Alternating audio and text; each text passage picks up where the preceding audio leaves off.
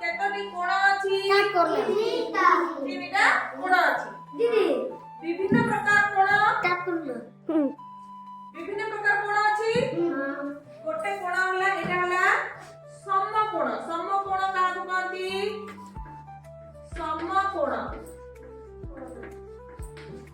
ना 90 डिग्री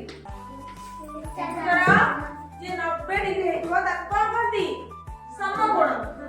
आ गोटे अछि 90 डिग्री रु अधिक देखा एटा होची 90 डिग्री रु अधिक ए कोण बुझिला हां एटा को कहती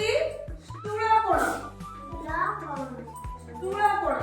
जे 90 डिग्री रु अधिक ताको कोन कहती 90 डिग्री रु अधिक स्थूल कोण का कहती 90 डिग्री रु अधिक आ गोटे अछि सूक्ष्म कोण सूक्ष्म कोण जे 90 डिग्री रु कम नहीं होला रे कोण 90 डिग्री रु